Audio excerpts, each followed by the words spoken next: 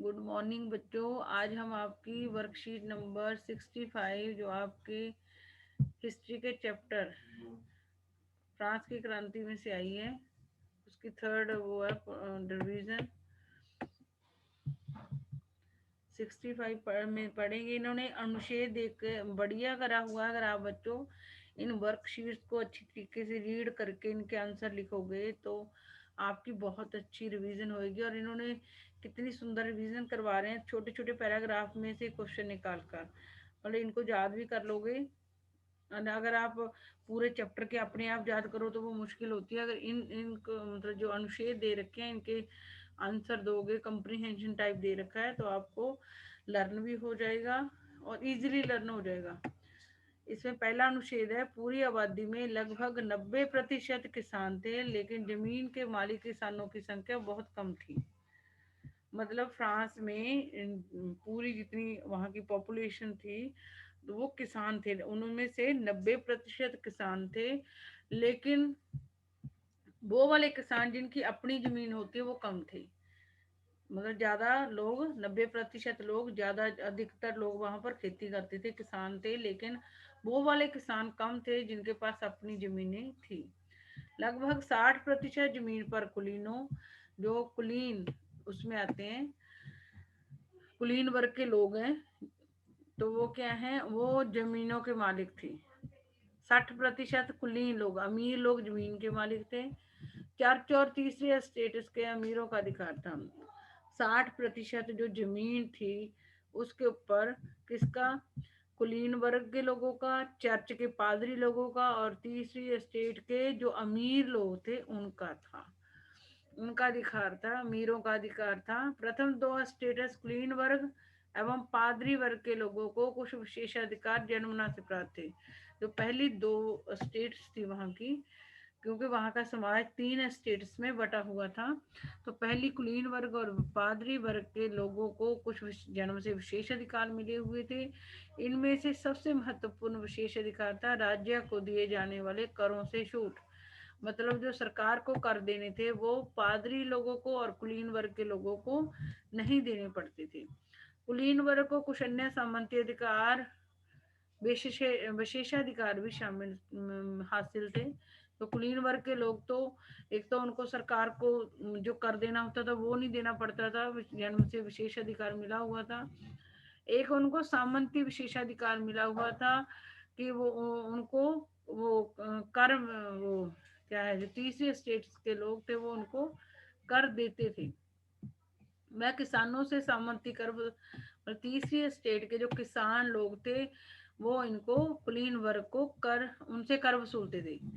कुलीन वर्ग के लोग तीसरी स्टेट के किसान लोगों से कर वसूलते थे। किसान अपने स्वामी की सेवा, मतलब किसान कर भी देते थे, सरकार किसान सरकार को भी कर देते थे।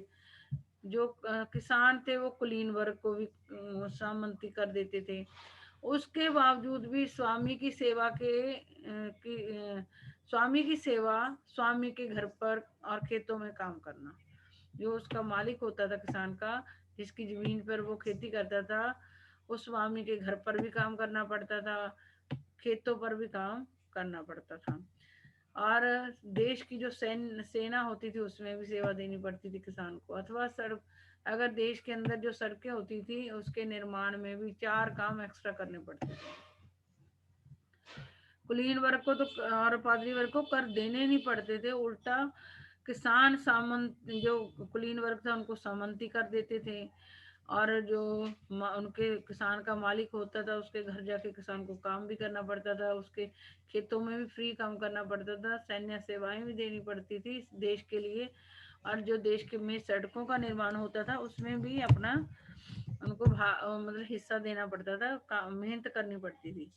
अब इसमें से क्वेश्चन पूछे गए। पहला क्वेश्चन पूछा गया, कितने प्रतिशत आबादी किसानों की थी, वो हमें पता चल गया 90%। और कितने वर्ग, किन वर्गों को जन्मना विशेषाधिकार थे, कुलीन वर्ग और पादरी वर्ग, कुलीन वर्ग और पादरी वर्ग के लोगों को जन्मना विशेषाधिकार प्राप्त थे। किसानों को कर चुकाने के अलावा क्या क्या काम करने होते थे, किसानों को कर चुकाने के अलावा क्या क्या काम करने होते थे। एक तो होता था स्वामी के घर, अपने मालिक के घर में काम करना, खेतों में काम करना, सैन्य सिवाय सड़कों के निर्माण, ये चारों कार्य कर चुकाने के अलावा भी उनको करने पड़ते थे। प्रथम और प्रथम और द्वितीय स्टेट को मिलने वाला सबसे महत्वपूर्ण विशेषाधिकार क्या था? ये था, प्रथम और द्वितीय स्टेट को मिलने वाला सबसे महत्वपूर्ण विशेषाधिकार था राज्य को दिए जाने वाले करों से छूट, राज्य को दिए जाने वाले करों से छूट। सेकंड अनुच्छेद है स्वतंत्रता और जनवादी अधिकारों के विचार फ्रांसीसी क्रांति की सबसे महत्वपूर्ण विरासत थे। ये विचार 19वीं सदी में फ्रांस से निकलकर बाकी यूरोप में फैले और इनके कारण वहां सामंती व्यवस्था का नाश हुआ। अनुच्छेद 2 क्या है? स्वतंत्रता और जनवादी अधिकारों के विचार फ्रांसीसी क्रांति की सबसे महत्वपूर्ण विरासत है। मतलब जब फ्रांस में क्रांति नहीं हुई थी उससे पहले तो लोग समझते थे कि देश में जो राजतंत्र चल रहा है, पूरी दुनिया में राजतंत्र चल रहा है, उसको बदला नहीं जा सकता। लेकिन जब फ्रांस के लोगों ने राजतंत्र के विरुद्ध बगावत करके अपने राजा को, रानी को खत्म कर दिया, मतलब राजतंत्र को खत्म कर दिया, तो फ्रांस की क्रांति ने क्या विरासत में दिया था? स्वतंत्रता और लोकतांत्रिक अधिकार या जनवादी अधिकार। उससे पहले स्वतंत्रता और जनवादी अधिकारों के बारे में कोई दुनिया में नहीं जानता था। ये फ्रांस की क्रांति की देन है दुनिया को। ये विचार 19वीं सदी में फ्रांस से निकलकर बाकी यूरोप में फैले। और पहले तो फ्रांस के लोगों ने राजतंत्र, इन्हीं जनवादी अधिकारों और स्वतंत्रता के जो अधिकार थे, जैसे विचार थे, उनके सहारे फ्रांस में क्रांति करके राजतंत्र खत्म किया था। तो धीरे धीरे ये विचार यूरोप के जो बाकी देश थे उनमें भी फैल गए और इनके कारण वहां सामंती व्यवस्था का नाश हुआ। मतलब फ्रांस में तो स्वतंत्रता और जनवादी अधिकारों के कारण राजतंत्र का खात्मा हुआ ही हुआ। जो बाकी यूरोप के देश थे उनमें भी इन जनवादी और स्वतंत्रतावादी विचारों के कारण सामंती व्यवस्था का नाश हुआ। औपनिवेशिक समाजों ने संप्रभु राष्ट्र राज्य की स्थापना की। जितने भी उपनिवेश जो भी देश थे जो दूसरे के ऊपर कब्जा करते थे या दूसरे को अपने कब्जे में लेते थे, उन्होंने अब ऐसे देश बनाने शुरू कर दिए, राष्ट्र राज्य बनाने शुरू कर दिए जिनके ऊपर किसी का अधिकार नहीं था। राष्ट्र राज्य की स्थापना के अपने आंदोलनों में दासता से मुक्ति के विचार को भी नई परिभाषा दी। जब जिन देशों को, जैसे भारत के ऊपर अंग्रेजों का वो था, शासन था, जिन देशों के ऊपर बाकी देशों ने अपना कब्जा कर रखा था, उन देशों ने भी अपने ऊपर जिन देशों का कब्जा था उनके विरुद्ध बगावत करके दासता से मुक्ति का विचार भी, मतलब जब राजतंत्र के विरुद्ध लड़ाई देशों ने लड़ी, अलग अलग देशों के लोगों ने लड़ी, तो उस टाइम दास भी चलता था, लोग दास बनाकर रखते थे। तो इन्हीं आंदोलनों के बीच दास प्रथा भी खत्म हो गई थी, दासता से भी मुक्ति मिली थी। तो आगे फ्रांसीसी क्रांति की सबसे महत्वपूर्ण विरासत कौन सी थी? ये थी जनवादी स्वतंत्रता और जनवादी अधिकारों के विचार। यूरोप में सामंती व्यवस्था के अंत का क्या कारण था? फ्रांस की क्रांति फ्रांस की क्रांति के द्वारा जो स्वतंत्रता और जनवादी अधिकारों के विचार थे, वो जब यूरोप में फैल गए तो उसके कारण जिस देश में भी सामंती व्यवस्था थी यूरोप के अंदर उनका नाश हुआ। मतलब बाकी फ्रांस के अलावा बाकी यूरोप के देशों ने भी सामंती व्यवस्था के विरुद्ध लड़ाई लड़ी। स्वतंत्रता और जनवादी अधिकारों के विचार आने के बाद यूरोप में फ्रांसीसी क्रांति ने यूरोप को किस प्रकार प्रभावित किया? फ्रांस की क्रांति जो हुई थी वहां पर वो जो स्वतंत्रता और जनवादी अधिकारों के विचार आए थे उसके कारण हुई थी। तो मतलब जब ये फ्रांस की क्रांति के बाद ये वाले स्वतंत्रता और जनवादी अधिकारों के विचार बाकी यूरोप के देशों में भी पहुंच गए और वहां पर भी राजतंत्र और सामंती व्यवस्था का एंड हुआ। और यही उसका प्रभाव है कि फ्रांस के स्वतंत्रता और जनवादी अधिकारों के विचारों को बाकी यूरोप के देशों ने भी अपनाया और राजतंत्र और सामंती व्यवस्था, जो कि देश के कुछ लोगों को के लिए तकलीफदायी थी उनको खत्म किया। फ्रांसीसी क्रांति ने दास प्रथा को किस प्रकार प्रभावित किया? वहां पर जो था क्या क्या फ्रांस की क्रांति के दौरान ही पहले तो जो व्यापार जो वहाँ की वो थी कानून बनाने वाली संस्था थी, वो इस बड़े बड़े व्यापारियों का जो व्यापार था वो दासों के कारण चलता था। तो पहले वो इस बात से डर रही थी कि कहीं व्यापारी लोग जो कर देते हैं वो उनसे रुष्ट ना हो जाए। लेकिन बाद में 1848 में वहाँ की जो कानून बनाने वाली संस्था थी, उन्होंने दास प्रथा को खत्म करने का कानून पास कर दिया था। महिलाएं इस बात से निराश हुई कि 1791 के संविधान में उन्हें निष्क्रिय नागरिक का दर्जा दिया गया। वहां पे जो संविधान बना था 1791 में, जैकोबिन क्लब की सरकार ने बनाया था, उसमें महिलाओं को निष्क्रिय नागरिक और पिता और पतियों पर आश्रित कर दिया था। महिलाओं ने मताधिकार, असेंबली के लिए चुने जाने तथा राजनीतिक पदों की मांग रखी। लेकिन जब उनको औरतों को निष्क्रिय नागरिक माना गया 1791 के संविधान में फ्रांस में, तो महिलाओं ने फिर अपने अधिकारों के लिए लड़ना शुरू कर दिया था। एक तो अपने मताधिकार के लिए महिलाएं लड़ी, क्योंकि महिलाओं को किसी भी देश में मताधिकार नहीं मिला था। असेंबली के लिए चुने जाने के लिए, मतलब वहाँ की जो असेंबली थी, जो कानून बनाने वाली संस्था थी, उसमें भी औरतों को नहीं लिया जाता था और ना ही उनको वोट का अधिकार था। तो महिलाएं जब ये संविधान बना 1791 का, उसके बाद महिलाओं ने आंदोलन करे ताकि उनको वोट का अधिकार मिल जाए और असेंबली में वो चुनी जाए। और उन्होंने राजनीतिक पदों की भी मांग की थी। उनका मानना था कि तभी नई सरकार में उनके हितों का प्रतिनिधित्व हो पाएगा।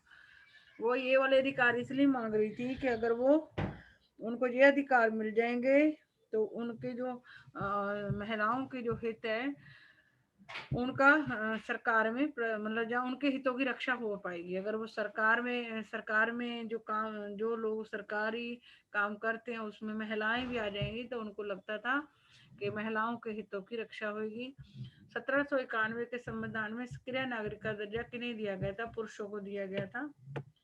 महिलाओं ने क्या मांग रखी? महिलाओं ने मांग रखी थी कि उन्हें मताधिकार, असेंबली के लिए चुने जाना और राजनीतिक पदों की मांग रखी थी। महिलाओं ने राजनीतिक अधिकारों की मांग क्यों रखी? उन्होंने राजनीतिक अधिकारों की मांग इसलिए रखी